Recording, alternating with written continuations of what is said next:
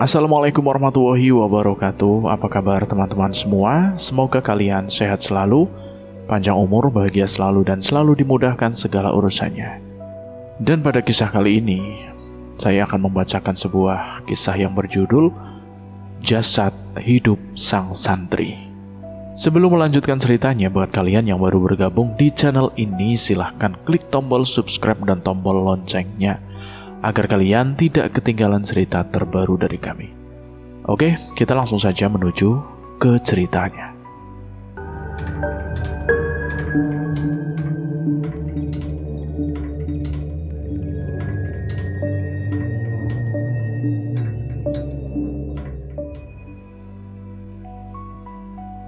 Di pesantren, belajar yang benar ya.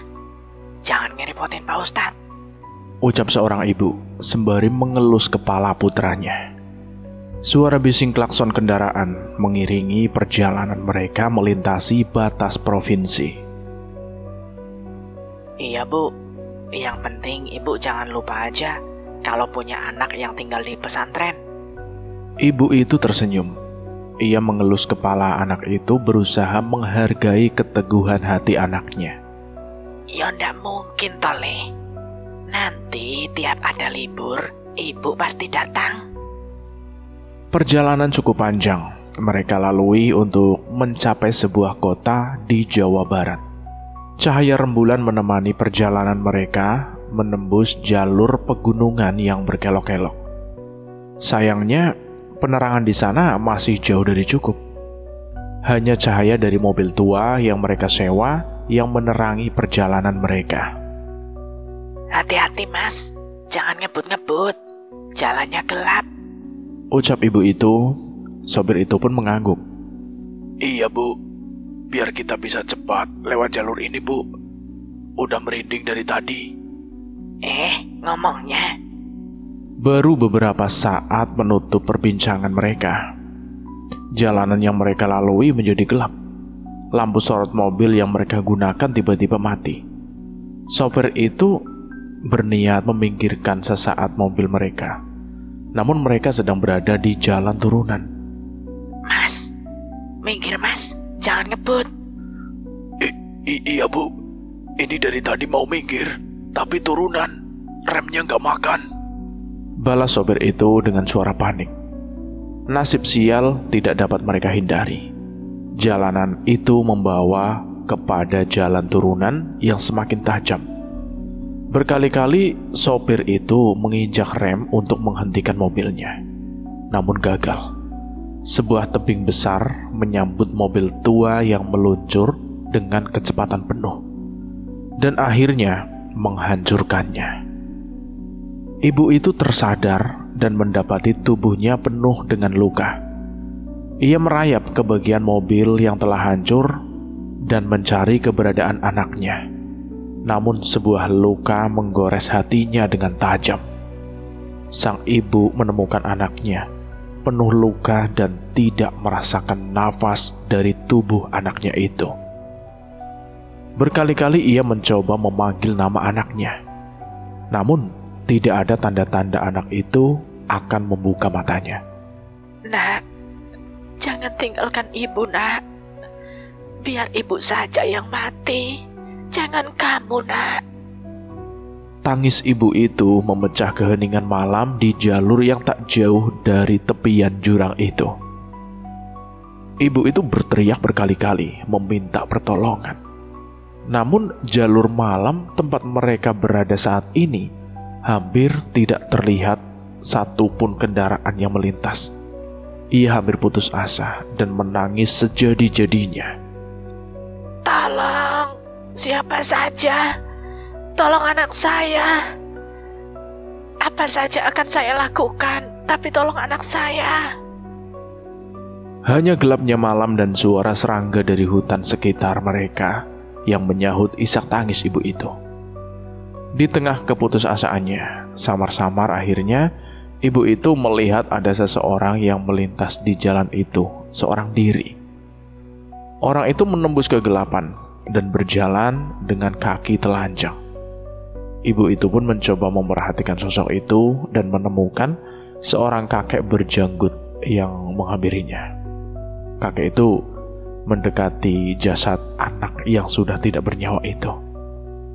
Ia hanya menunduk memperhatikan wajahnya, sementara ibu itu masih heran dengan gerak-gerik kakek itu. Tapi setelahnya, tiba-tiba kakek itu menyeringai dan perlahan menoleh ke arah sang ibu. Mungkin saya bisa menolong anak ibu, ucapnya dengan memamerkan senyumnya yang sedikit terlihat mencurigakan. Pesantren Sanggar Jiwo 1989. Kita sudah madrasah sanawiyah. Udah gak zamannya lagi kita takut sama kakak kelas. Pokoknya kita jangan mau kalah.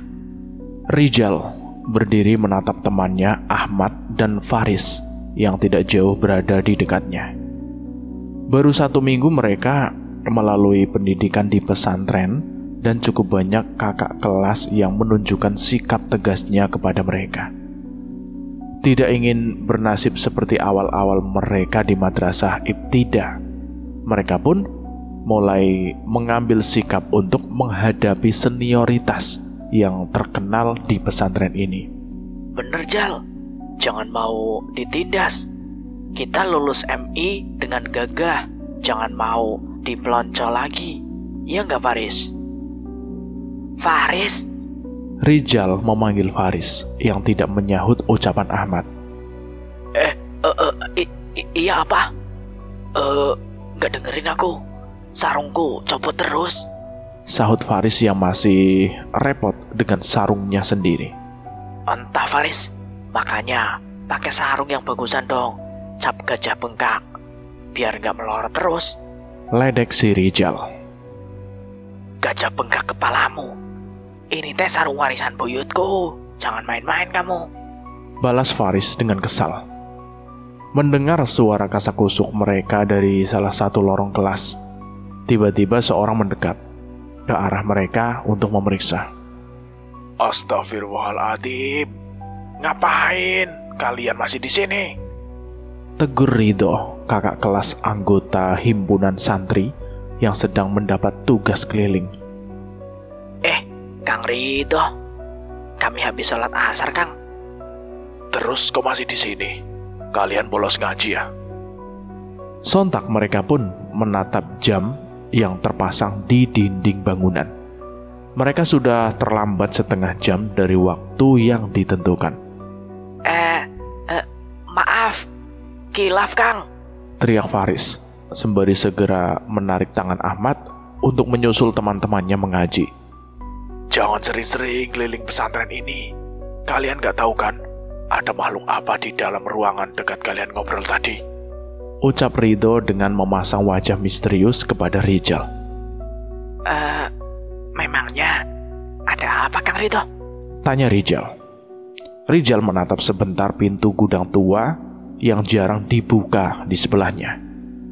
Rijal baru menyadari bahwa sedari tadi mereka bersembunyi dari pandangan kakak kelas di dekat ruangan gudang tua itu. Shh, ada mak lampir, ucap Ridho sembari menakut-nakuti Rijal. Wajah Rijal terlihat pucat ketakutan. Ia pun segera pergi menyusul Faris dan meninggalkan Ridho. Dari belakang, Ridho memperhatikan mereka sembari tertawa puas. Rijal, Faris, dan Ahmad pun memasuki ruangan mengaji walau sudah terlambat beberapa saat. Ustadz Yahya yang sudah memulai kelasnya hanya menggeleng melihat tingkah ketiga anak itu. Assalamualaikum Ustadz, maaf terlambat. Salam Rijal diikuti kedua temannya. Tidak mau kedatangan mereka mengganggu santri lainnya, Ustadz Yahya pun menyuruh ketiga anak itu untuk segera mengambil tempat untuk menyusul yang lainnya. Katanya jangan takut sama kakak kelas. Disamperin Kang Ridho aja langsung kabur. Ledek Rijal. Lah kan, kita yang salah. Wajar lah kalau takut. Balas Ahmad mencari alasan. Belum sempat Faiz menimpali perkataan mereka, sebatang kapur melayang tepat ke kepala Ahmad yang membuat mereka terdiam. Suara adzan maghrib berkumandang memanggil santri-santri berkumpul untuk sholat berjamaah. Seperti biasa, Rijal menunggu kedua temannya untuk mengisi kesibukan sebelum waktu makan malam. Barang begituan gak pantas buat kamu. Jangan, Kang. Ini dibawain sama ibu. Gak boleh dikasih ke siapa-siapa. Terdengar perbincangan beberapa orang dari salah satu sudut lorong dekat Rijal berada. Shh, ada orang, ucap Rijal, memperingatkan kedua temannya. Mereka pun berjalan dengan hati-hati dan mengintip ke arah asal suara itu. Ada 3 orang kakak kelas yang sedang mengerubungi salah seorang santri. Itu Fadil kan?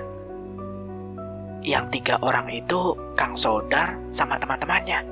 Iya, Riz, mau dikerjain kayaknya itu, balas Ahmad.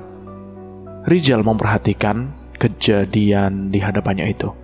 Ketiga kakak kelas itu memegang sebuah kalung bertali hitam dan sebuah buku yang cukup tua. Sepertinya ia merebut itu dari Fadil. Sekarang saya nanya, kamu ngapain bawa barang-barang beginian? Mau ngilmu kamu? Biar apa? Ucap Sodar. Biasalah, Dar, dibawain begituan biar bisa ngelawan seniornya. Udah sita aja, tambah temannya Sodar yang mendorong Fadil menjauh. Jangan, Kang, jangan. Fadil mencoba merebut barangnya itu. Namun tiba-tiba sebuah pukulan mendarat di perutnya. Bok! Fadil pun jatuh, terduduk, menahan rasa sakitnya yang dibalas tawa oleh ketiga kakak kelasnya itu. Merasa keadaan sudah tidak kondusif, Rijal pun merasa harus berbuat sesuatu. Assalamualaikum, Ustadz Yahya, teriak Rijal tiba-tiba. Faiz dan Ahmad merasa bingung mencari keberadaan Ustadz Yahya yang tidak ada di sana. Tapi saat itu Rijal segera menyikut Ahmad dan Faris, mencoba memberi isyarat kepada mereka. Assalamualaikum, Ustadz Yahya, teriak Faris dan Ahmad menyusul ucapan Rijal.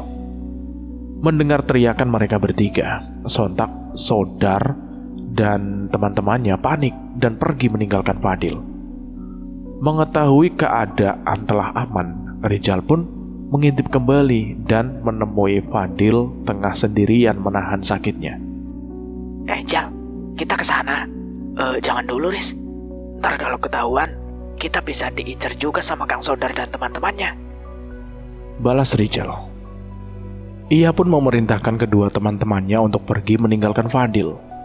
Ya paling enggak Kang Sodar teh udah pergi, kata si Ahmad. Rijal dan Ahmad pun mengangguk. Satu sisi mereka merasa tenang, tapi di sisi lain ia penasaran dengan benda apa yang direbut Sodar dari Fadil. Namun dibanding dengan permasalahan Fadil, Rijal lebih tertarik dengan gudang tua yang digadang-gadang Ridho sebagai tempat yang angker. Rasa tidak ingin disepelekan oleh senior-seniornya membuat mereka ingin membuktikan sendiri bahwa tidak ada yang menyeramkan di gudang tua itu. Bukan mak lampir. Katanya teh sebelum tempat ini jadi pesantren, ada nenek-nenek yang gak dirawat sama anggota keluarganya. Dia teh kabur dari rumah dan ngumpet di gudang tua. Pas ditemuin, ternyata nenek itu sudah jadi mayat. Itu teh persis Kang Imam yang pas nakut-nakutin aku. Versi Kang Ujang beda lagi.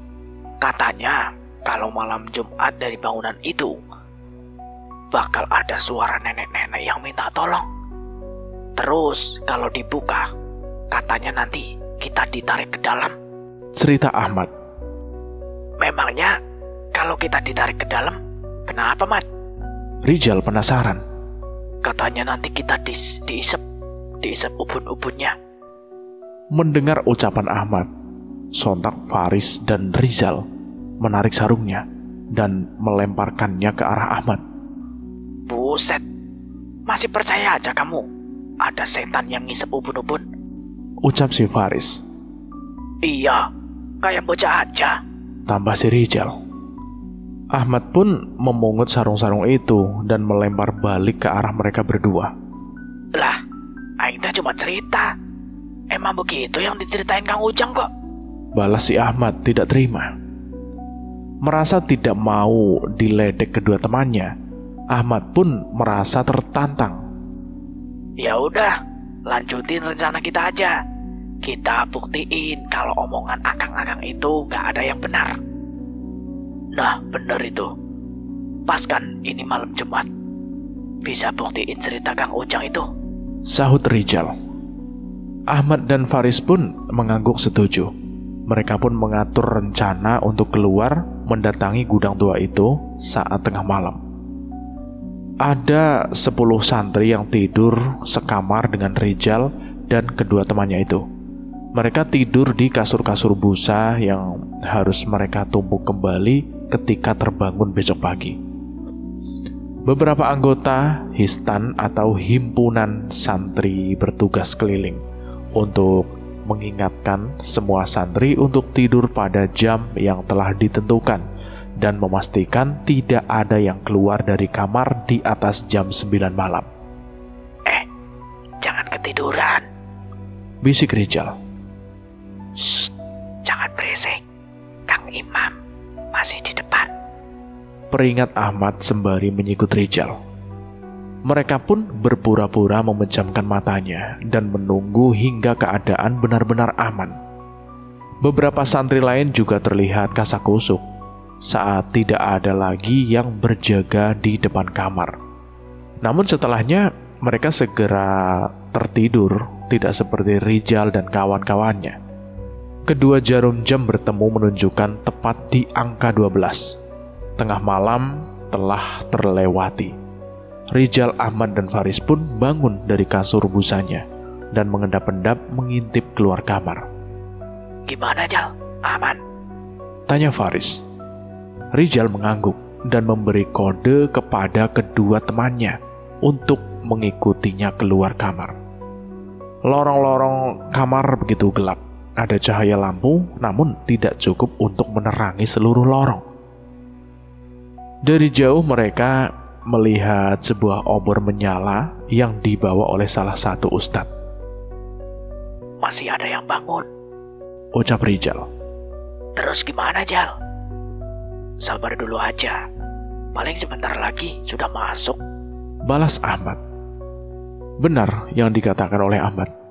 Tak lama, ustadz itu pun mematikan obornya dan masuk ke salah satu ruangan.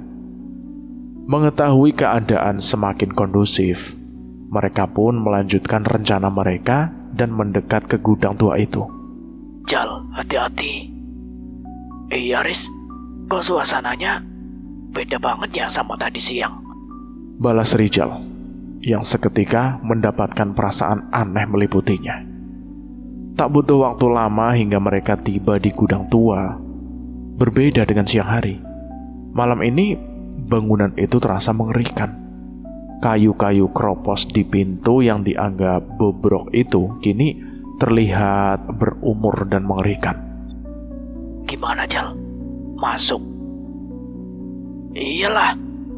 Rijal yang agak ragu tetap memberanikan diri untuk membuka tuas pintu itu. Tapi pintu gudang itu tidak terbuka. Dikunci, kata si Rijal. Faris dan Ahmad saling menatap. Salah satu bagian di pikirannya merasa lega dengan hal itu. Udah nih, kita balik, tanya si Rijal. Ngintip dikit, gak ada salahnya kan? Balas si Faris. Seolah tidak puas dengan hasil itu, mereka pun memutuskan untuk mengintip melalui ventilasi ruangan itu. Udah, kamu naik pundakku aja, nanti gantian, ucap Ahmad yang meminta Faris untuk menaiki pundaknya. Tapi di situ gelap kan? Pasti nggak kelihatan apa-apa. Tenang, Riz, ini pakai senter, saya bawa. Lah, ini ada senter. kok nggak dikeluarin dari tadi? Kamu ini blow on apa gimana, Mat? Kalau dinyalain dari tadi, ya jelas lah kita langsung ketahuan. Iya juga ya, Jal. Tak mau berdebat terlalu lama, mereka pun melanjutkan rencana mereka. Dengan bantuan Rijal, Faris menaiki pundak Ahmad dengan berpegangan pada dinding gudang itu. Dengan hati-hati Ahmad mencoba berdiri hingga wajah Ahmad mencapai ventilasi ruangan gudang. Kelihatan garis. Gelap, Jal. Bentar, coba aku senterin. Faris mengintip melalui sela-sela ventilasi dengan berhati-hati. Matanya menyisir sepetak demi sepetak bagian dari gudang itu. Cuma ada meja sama kursi rusak. Itu aja atau gimana? Atau ada yang lain? Ahmad penasaran. Faris kembali mengarahkan senternya ke dalam. Namun tanpa sengaja ia melihat sesuatu yang bergerak. Entah mengapa saat itu perasaan Faris menjadi aneh. Ia pun mengarahkan lagi senternya ke tempat itu. Dan tepat saat memindah posisi senternya, tiba-tiba cahaya senter itu terpantulkan oleh wajah nenek tua yang memergoki Faris dari balik ventilasi. Anehnya, wajah itu menatap dan menyeringai seolah sedang merayap di atas dinding. Setan! Faris teriak yang seketika terjatuh dari punggung Ahmad. Beruntung Rijal mampu menahan tubuh Faris sehingga tidak terjadi cedera. Cabut! Ada yang gak beres di ruangan itu. Teriak Faris dengan ketakutan. Gak beres? Maksud kamu apa? Ada nenek-nenek, ayo cepetan!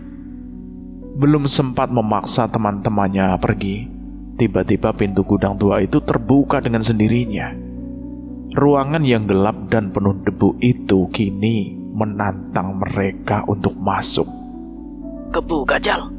Gimana? Tanya si Ahmad. Udah, kalian jangan gila. Aku lihat sendiri ada nenek-nenek serem dari ventilasi. Melihat raut wajah takut Faris, mereka pun memutuskan untuk tidak masuk ke dalam. Tapi saat berbalik untuk kembali ke kamar, mereka melihat seorang nenek pincang membawa tongkat menatap mereka dari lapangan tepat di seberang gudang tua itu. Itu nenek itu yang ada di dalam tadi, kata si Faris. Senyuman nenek tua itu membuat bulu kuduk mereka berdiri. Rambut acak-acakan dan isi mulut yang memerah memastikan sosok di hadapan mereka bukanlah manusia. Lari, cepat lari! Teriak Rijal. Mereka pun berlari secepat mungkin meninggalkan tempat itu. Saat akan berbelok ke arah kamar, terdengar suara pintu yang dibanting seolah mengancam mereka. Buak! Itu suara pintu gudang, Jal. Saboda teing, balik ke kamar! Teriak si Rijal. Mereka terus berlari, namun samar-samar ia masih mendengar suara langkah diseret dan suara ketukan tongkat di tanah dari sosok yang mengikuti mereka. Dengan nafas yang terengah menderu, akhirnya mereka pun berhasil kembali ke kamar dan segera menempati tempat tidur mereka masing-masing. Mereka pun bersembunyi di balik sarungnya masing-masing, mengambil posisi yang mereka rasa aman. Suara nafas mereka saling beradu, berusaha untuk lebih tenang. Namun rasa khawatir mereka tetap masih menghantui pikiran mereka. Dok, dok, seret, dok, dok. Dan benar saja, jauh dari arah kamar mereka terdengar suara langkah yang diseret, bersahutan dengan suara tongkat yang beradu dengan lantai. Suara itu terdengar semakin keras, menandakan sosok itu semakin dekat dengan kamar. Rijal dan teman-temannya berharap suara itu melangkah melewati kamar dan tidak menyadari keberadaan mereka. Sayangnya mereka salah. Langkah kaki itu berhenti tepat di depan pintu kamar mereka. Sial, dia berhenti. Jangan ngomong gitu, Jal. Diam. Tegur Ahmad karena ketakutan. Mereka pun membaca dalam hati doa-doa yang mereka bisa, berharap sosok itu meninggalkan mereka. Namun sebaliknya, rasa merinding semakin menyelimuti mereka. Dia. Terdengar suara parau seorang nenek tepat dari arah balik pintu kamar. Dia di sini. Bisik Rijal dengan tubuh yang gemetar. Shh, jangan berisik. Balas Faris yang tak kalah takut. Suara langkah itu kembali bergerak seolah mendekat ke arah pintu. Bersamaan setelahnya terdengar suara pintu yang terbuka secara perlahan. Kret. Jantung Rijal berdebar begitu cepat. Ia tidak tahu apa yang akan terjadi pada dirinya atas perbuatan mereka. Mereka menunggu begitu lama dengan keheningan dan suara angin yang masuk melalui pintu kamar. Mereka tahu nenek itu saat ini ada di dalam kamar mereka. Sekuat tenaga mereka menahan suara dan menenangkan nafas mereka. Namun itu tidak cukup untuk menghalau rasa takut mereka. Tapi detik berganti menit dan waktu terus berjalan. Entah mengapa tidak ada yang terjadi dengan mereka yang masih menyembunyikan wajah mereka di balik sarung. Rijal ingin membuka sarungnya dan mencari tahu apa yang terjadi. Namun rasa takut masih menguasainya. Saat itu Rijal tidak mendengar suara Faris dan Ahmad. Seketika ia menjadi khawatir dan spontan membuka sarung yang menutupi wajahnya. Setan! Tiba-tiba Rijal berteriak saat mendapati sosok wajah berada tepat di hadapannya. Tapi tak berapa lama Rijal tersadar. Yang di hadapannya itu bukanlah sosok nenek tua itu, melainkan Fadil. Fadil? Ngapain kamu? Kamu yang ngapain, Jal? Dari tadi gemeteran. Aku kira kamu kenapa-napa. Mendengar suara itu, Faris dan Ahmad membuka tutup sarungnya dan tidak mendapati sosok nenek tua itu di kamar mereka. Enggak apa-apa, Dil. Cuma kedinginan. Oh gitu ya. Fadil pun meninggalkan kasur Rijal dan kembali ke tempatnya. Rijal dan teman-temannya heran saat mengetahui pintu masih tertutup. Namun saat mengetahui keadaan sudah kondusif, mereka pun memutuskan berusaha untuk tidur. Rijal, Ahmad, dan Faris tertidur dengan lelap. Namun ada seorang santri yang masih terjaga di malam itu, Fadil. Ia menatap pada satu sudut langit-langit kamar. Ada yang berbeda di sana dibanding sebelumnya. Sudut yang gelap itu benar-benar menarik perhatian Fadil. Di langit-langit yang sudah lapuk itu merayap sosok nenek tua yang memainkan tongkatnya sembari tertawa. Ia terlihat begitu senang, seolah merayakan tempat yang akan menjadi kediaman barunya. Menjelang subuh, suara ayam berkokok tidak cukup untuk membangunkan Rijal dan kedua temannya. Beberapa santri sekamar sampai harus membangunkan mereka untuk mengejar sholat subuh. Jal, lihat tuh, panggil Ahmad sembari mengarahkan kepalanya ke arah ruangan gudang tua. Rijal dan Faris menatap ke pintu tua bangunan itu dan pintu itu sudah tertutup. Merasa penasaran, Rijal pun berpura-pura melewati depan pintu itu dan mencoba membukanya. Namun gagal. Terkunci? Tanya si Faris. Rijal mengangguk. Mereka cukup tenang dan segera menyusul santri yang lain untuk melaksanakan sholat subuh. Semenjak kejadian kemunculan nenek itu, Rijal dan kedua temannya berusaha menjaga sikap selama beberapa hari. Setidaknya mereka berusaha untuk tidak berbuat mencurigakan. Saat itu sedang ramai-ramainya pertandingan sepak bola di televisi. Sesekali mereka bertiga meminta izin pada Ustadz untuk pergi ke warung saat jam kosong. Saat itulah mereka menyempatkan waktu nonton pertandingan sepak bola di warung saat menjelang akhir babak. Itu Kang Sodar kan? Ucap Ahmad yang tersadar dengan keberadaan Sodar yang melintasi desa.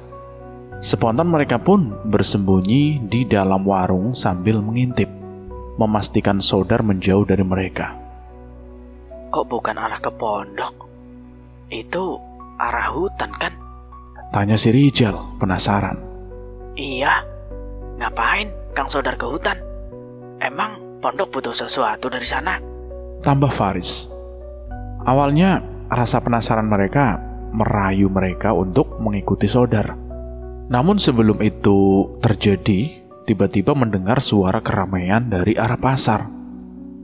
Pasar ini wilayahku. Mau cari masalah? Gak ada yang namanya wilayah. Saya mau narik untung dari sini, itu urusan saya. Terlihat beberapa orang saling meluapkan emosi di pasar. Saya tahu Mamat, si kuter preman, sang preman pasar. Sudah lama di sini, tapi bukan berarti kamu bisa menguasai semuanya, Sen. Brak. Belum sempat menyelesaikan ucapannya, tiba-tiba sebuah tinju sudah melayang ke arah salah satu dari mereka. Sontak beberapa orang mencoba membalas orang itu, namun ia juga tidak sendiri. Ini pertama kalinya mereka bertiga melihat kerusuhan secara langsung. Apalagi sosok yang dipanggil dengan nama Mamat. Mamat itu terlihat tidak punya belas kasihan dan menghajar preman pendatang itu sampai babak belur. Kalian cepat balik ke pondok. Jangan sampai ikut terseret masalah pasar. Bahaya loh. Perintah pemilik warung. Rijal dan yang lainnya pun menurut dan segera kembali ke pondok. Sepanjang perjalanan, mereka membicarakan sosok preman-preman pasar yang sok jagoan dan mencari keuntungan dari pedagang-pedagang kecil di desa itu. Aku mau jadi polisi aja, Jal. Nanti aku ringkus preman-preman kayak gitu. Ucap Faris. Alah gaya kamu. Suruh lari satu lapangan aja. Gak selesai-selesai, udah kayak orang mau mati. Ini lagi mau jadi polisi. Ledek Ahmad. Ya udah, kalau niat baik didukung aja. Harusnya memang ada polisi yang ngurusin masalah begituan. Balas Rijal. Sesampainya di pondok, mereka pun melakukan kegiatan seperti biasa hingga waktunya untuk tidur. Saat ingin masuk kamar, tiba-tiba Faris menghentikan kakinya. Ia merasakan ada yang aneh saat akan masuk ke kamar. Kenapa, Riz? Tanya Rijal. Faris menoleh ke bagian-bagian sekitar kamar dan menatap ke dalam kamar. Ia benar-benar merasa tidak nyaman. Namun, entah mengapa, ia tidak bisa mendefinisikan apa yang ia rasakan. Gak apa-apa, Jal. Balas Faris yang bingung harus menjawab apa. Malam itu, Rijal dan Ahmad bisa tidur dengan pulas. Faris menatap ke arah santri lainnya yang ternyata juga sudah tertidur, tapi tidak dengan Faris.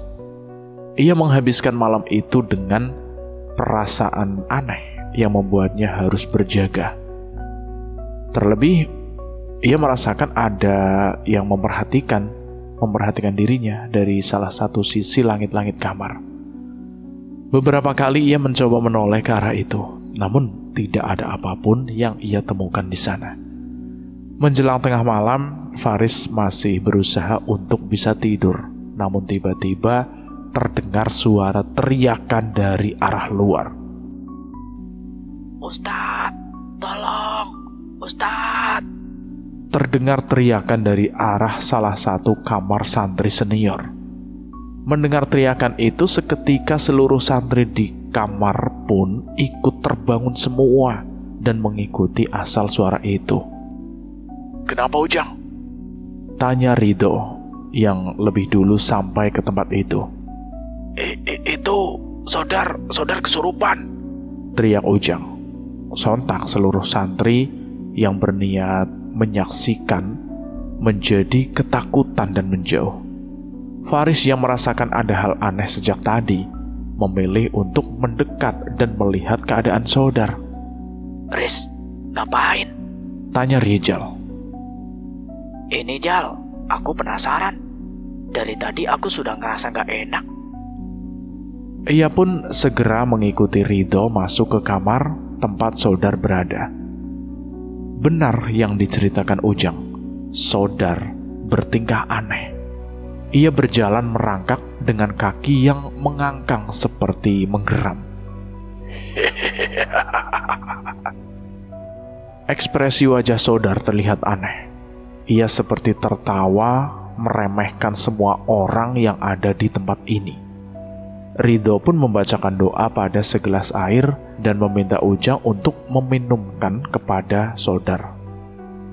Minum ini ke Sodar, yang lain bantu pegangin, perintah si Ridho. Santri-santri yang berada di sana segera mengikuti perintah Ridho. Mereka memegang Sodar dengan erat, sembari Ujang meminumkan air itu kepada Sodar.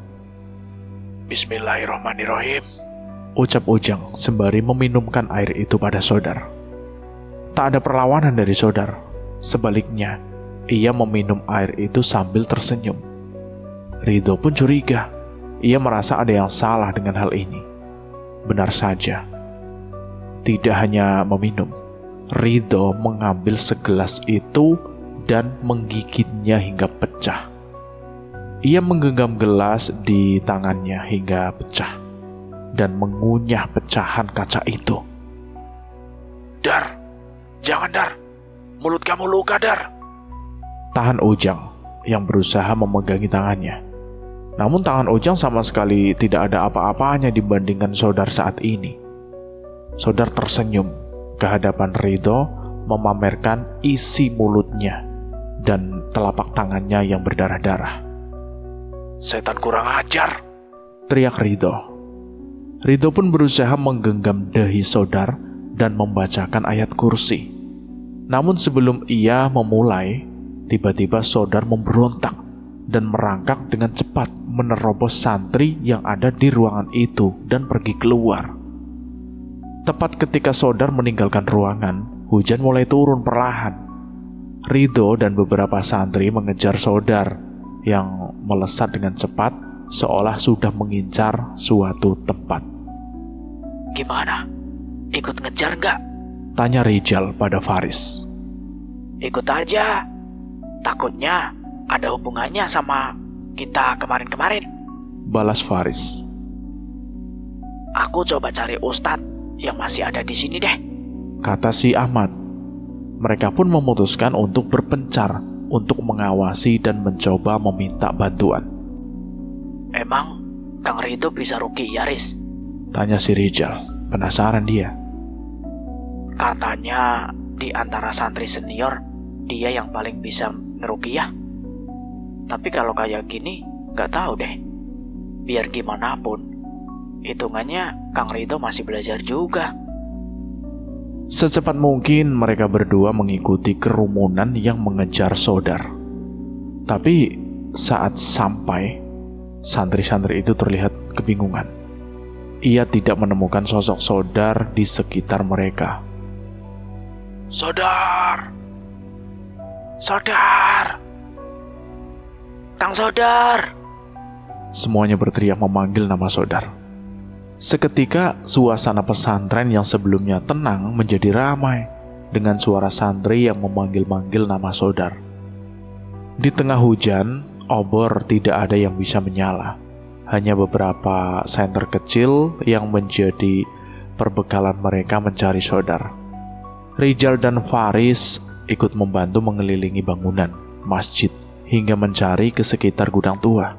Tapi tidak ada petunjuk keberadaan Sodar di sana. Apa mungkin? Mungkin apa, Riz? Tanya Rijal, penasaran dengan reaksi Faris. Enggak, kayaknya enggak, balas Faris. Rijal bingung. dengan apa yang dipikirkan oleh Faris. Ia merasa kalau Faris itu mempunyai petunjuk. Ngomong aja, Riz. Siapa tahu masuk akal. Ucap Rijal sembari masih memperhatikan sudut-sudut pepohonan di sekitar pondok. Kita sempat lihat Kang Sodar mau masuk ke hutan kan? Sontak Rijal menghentikan langkahnya. Ia menoleh pada Faris, seolah setuju dengan perkataan Faris. Maksudmu, Kang Sodar lari ke hutan? Faris mengangguk. Rijal berpikir sebentar. Ia merasa harus memberitahu dugaan mereka pada kakak-kakak kelas atau ustadz bila sudah datang. Tapi bagaimana bila dugaan itu salah? Belum sempat memutuskan, tiba-tiba Rijal mendengar suara dari salah satu arah yang tidak begitu jauh dari madrasah. Rijal pun menoleh dan menemukan pergerakan yang mencurigakan dari sana. Siapa di sana? Rijal berteriak. Tidak ada satupun yang menjawab. Jal, bukannya di situ dekat kandang ayam? Iya, Riz. Coba ke sana. Mereka pun melindungi kepala mereka dari hujan dengan sarung dan menerobos ke tempat di mana suara itu berasal. Sekitar berapa puluh meter dari madrasah tempat mereka belajar, terdapat kandang ayam yang cukup besar. Beberapa santri juga dijadwalkan memberi makan dan membersihkan kandang ayam di sana sebagai pembelajaran untuk berternak. Bener, Jal. Ada orang di situ. Rijal sudah merasakan perasaan yang tidak tenang. Bagaimana tidak? Di tengah rintikan hujan ini ada seseorang yang berada di depan kandang ayam tanpa memperdulikan sekitarnya. Dan firasat Rijal benar. Sodar. Dia meringkuk di hadapan kandang ayam itu dengan tangan kiri menggenggam kepala ayam dan tangan kanan menggenggam kakinya.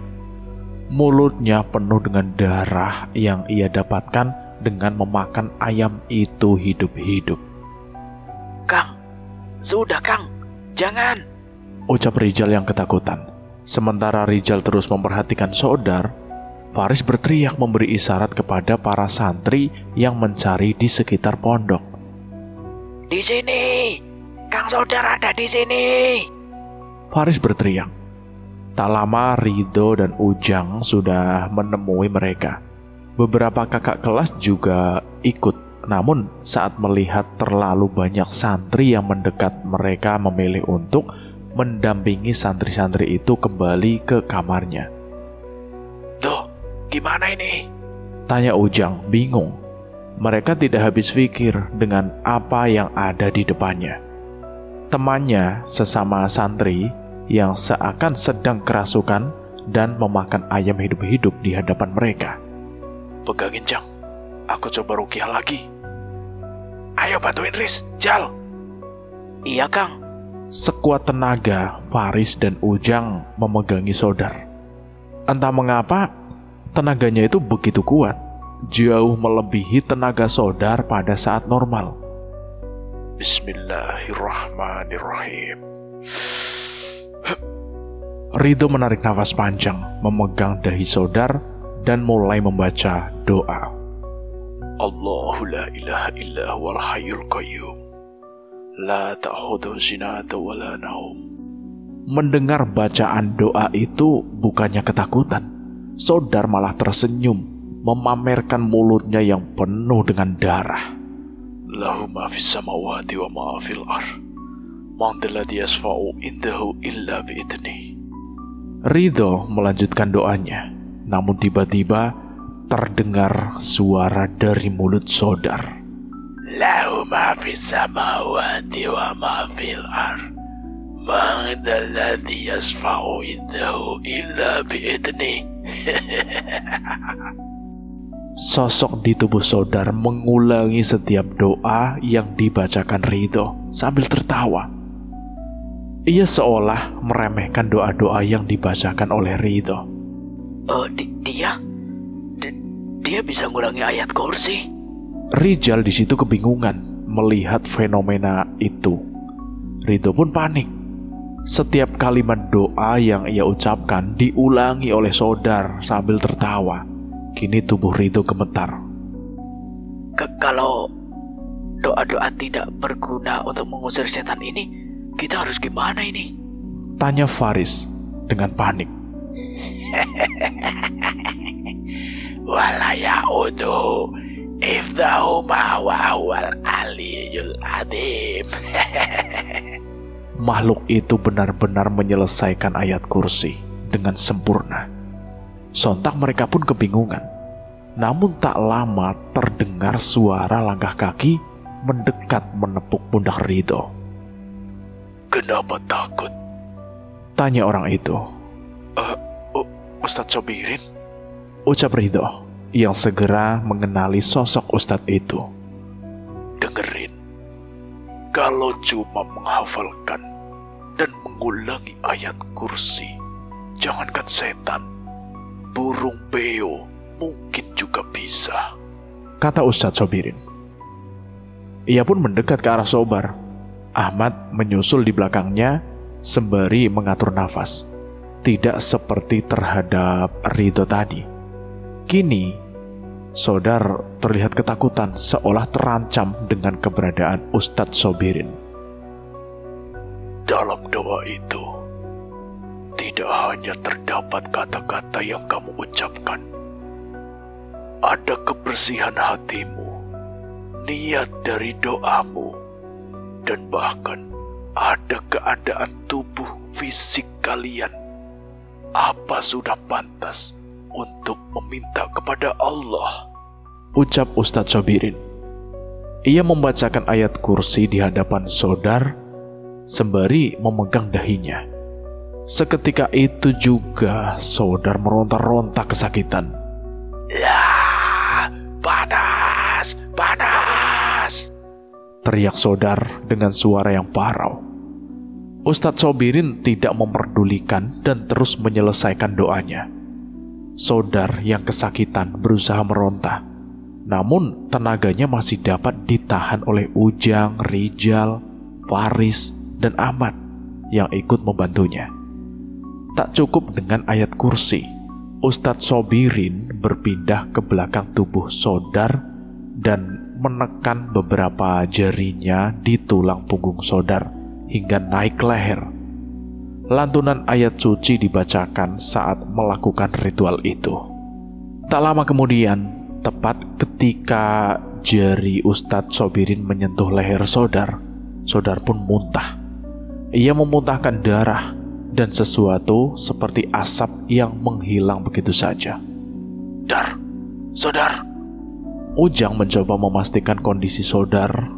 Tak lama setelah ia berhenti muntah, Sodar tidak menjawab. Ia hanya memberi isyarat dengan tangan pada Ujang untuk menjauh, dikarenakan rasanya ia masih ingin memuntahkan sesuatu. Wajah Sodar terlihat pucat. Ia tidak mampu banyak bicara. Terlebih lagi, mulut dan tangannya sedang terluka oleh pecahan kaca dari gelas sebelumnya. Bawa ke rumah sakit, obati dulu di sana, perintah Ustadz Sobirin. Ujang pun membantu Sodar berdiri untuk meninggalkan tempat itu. Jal, itu yang di kantong Kang Sodar. Ahmad menunjuk ke sebuah buku yang terlipat di saku Sodar. Rijal mengangguk dan menghampiri Sodar sebelum ia pergi. Kang, buku yang di saku Kang Sodar, ucap Rijal memberanikan diri. Sodar berhenti sejenak dan menatap Rijal. Ia masih belum bisa berbicara. Namun ia menengok buku di sakunya seolah teringat sesuatu. Ustadz Sobirin mengernyitkan dahinya saat melihat Rijal menghadang Sodar. Sodar pun mengambil buku itu dari sakunya dan menyerahkannya kepada Rijal. Ustadz, Kang Ridho. Rijal mengantarkan buku itu, menyerahkannya pada Ustadz Sobirin. Ustadz mengecek buku itu sebentar dan menggelengkan kepalanya. Reaksi Ustadz Sobirin seolah memvalidasi Rijal dan Faiz bahwa buku itu adalah sumber masalahnya. Memangnya itu teh buku apa, Kang Rido? Kalian tahu dari mana Saudara dapat buku ini? Ridho bertanya balik. Faris, Rijal saling bertatapan. Setelah masalah besar ini sepertinya ia tidak bisa berbohong. Mereka pun mengangguk. Ya sudah, kita berteduh dulu. Kalian ganti baju dulu dan jelaskan pada saya di musola ya. Baik Pak Ustadz. Assalamualaikum. Waalaikumsalam. Rijal, Ahmad, dan Faris secepat mungkin kembali ke kamarnya dan berganti dengan pakaian yang kering. Apa ini beneran gak apa-apa? Kita cerita ke Ustadz Sobirin. Bisik Faris sembari menengok ke arah Fadil yang tengah tertidur. Gak apa-apa, Riz. Jangan sampai ada kejadian serupa lagi. Setelah berganti pakaian, mereka pun segera menuju ke musola menemui Ustadz Sobirin dan Ridho yang telah sampai di tempat itu terlebih dahulu. Rijal pun menceritakan kejadian di mana Saudara merebut buku itu dari Fadil. Dari perbincangan mereka, Rijal menceritakan bahwa Fadil dibawakan buku itu oleh keluarganya dari rumah. Kalian tahu ini buku apa? Mereka bertiga menggeleng. Ini kitab lelaku untuk mendapatkan sebuah ilmu, kata Ustadz Sobirin. Mereka bertiga dan Ridho pun kaget mendengar ucapan Ustadz Sobirin. Maksudnya, Saudara teh ilmu, Pak Ustadz? Belajar dari kitab itu? Tanya Ridho. Ustadz Sobirin menghela nafas. Entahlah. Mungkin saja kita tidak tahu ilmu apa yang dipelajari sama Saudara. Ustadz, waktu kami izin ke warung, kita sempat melihat Kang Sodar berjalan ke arah hutan. Ahmad mencoba menyampaikan segala petunjuk yang ia tahu. Kami sebenarnya penasaran, pengen coba ngikutin, tapi takut terlambat kembali ke pondok, timpal Rijal. Ustadz Sobirin pun menatap kitab itu dan membaca istighfar beberapa kali.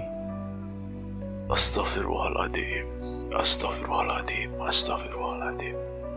Ia pun membungkus kitab itu dengan sebuah kain dan menyimpannya. Ilmu tanpa guru itu berbahaya, terlepas apapun jenis ilmu itu, jelas Ustadz Sobirin. Mereka berempat mengangguk, mengerti dengan maksud Ustadz Sobirin itu. Ridho, kamu awasi Saudara dan cari tahu tentang hal ini dari para santri, ya. Saya takut masalah ini belum selesai sepenuhnya.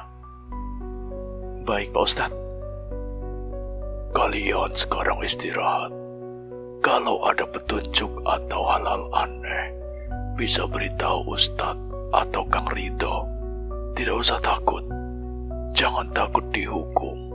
Kalau itu bisa menyelamatkan orang dari celaka.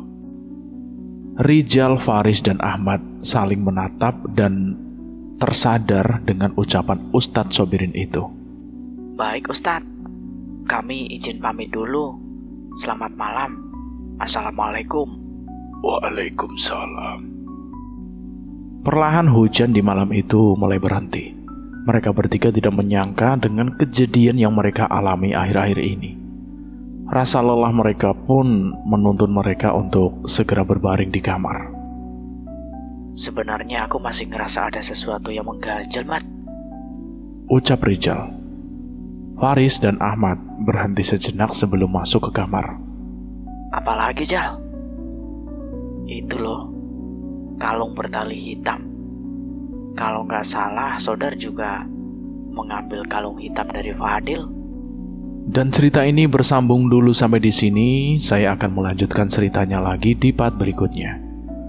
Bagaimana menurut teman-teman semua tentang cerita ini? Silahkan tulis di kolom komentar. Dan terima kasih buat kalian semua yang sudah mendengarkan cerita ini sampai habis. Semoga kalian sehat selalu, panjang umur, bahagia selalu, dan selalu dimudahkan segala urusannya. Saya mohon maaf jika ada kesalahan kata, saya pamit undur diri. Wassalamualaikum warahmatullahi wabarakatuh.